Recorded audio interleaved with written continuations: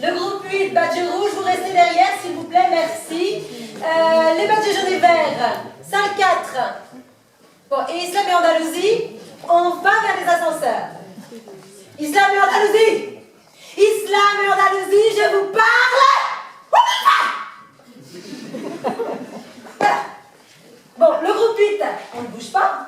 Hein, on ne bouge pas, il ne va pas s'envoler, Frère Angelico. Et Matisse et Chagall, qu'est-ce que vous faites là? Bon, très bien. Alors, non, maintenant non, les jeunes et verts, là vous êtes justement dans Matisse et Chagall. Et madame, on laisse passer les personnes handicapées. On laisse passer les personnes handicapées. Merci. Voilà. Très bien. Bon, alors, on en est. Non. Islam et Andalousie.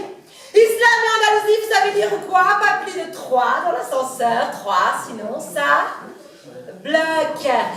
Voilà. Bon, le groupe 8, vous commencez sérieusement à m'emmerder.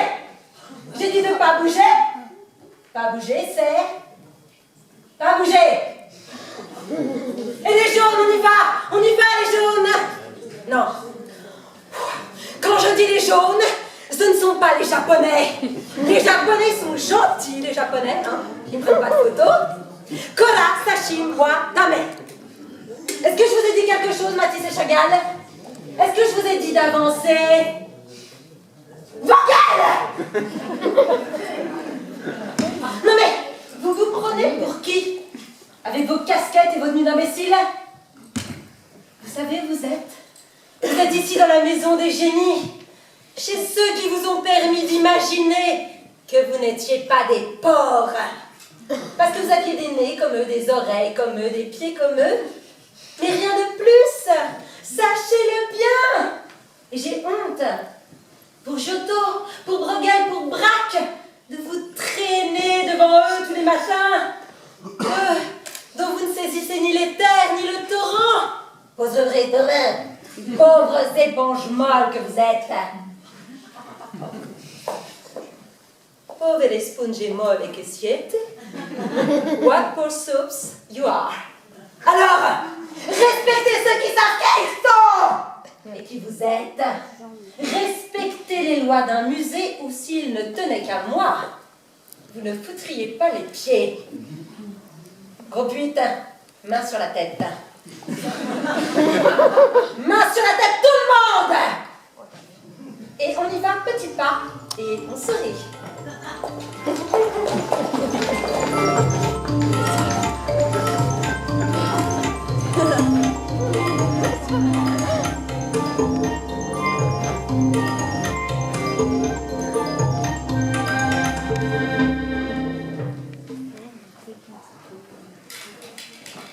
On aurait dû prendre un guide, Jean-Louis.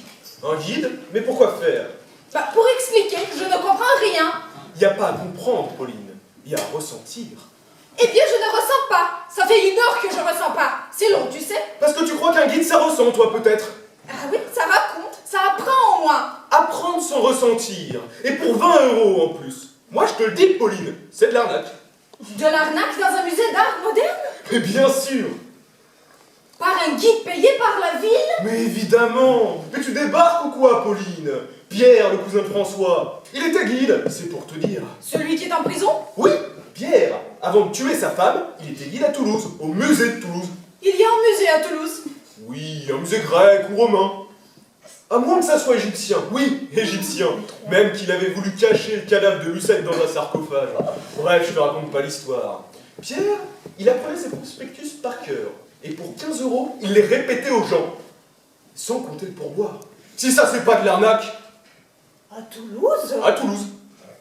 Oh, putain. Et crois-moi, les gens qui ressentaient pas avant, ils ressentaient pas mieux une fois que Pierre avait fini de débiter son prospectus. Ah, ça m'étonnerait. Un guide qui va tuer sa femme, quand il vous explique les Égyptiens, eh ben, il y a une vibration, une onde en plus. Ah, tu crois? Ah, j'en suis certaine.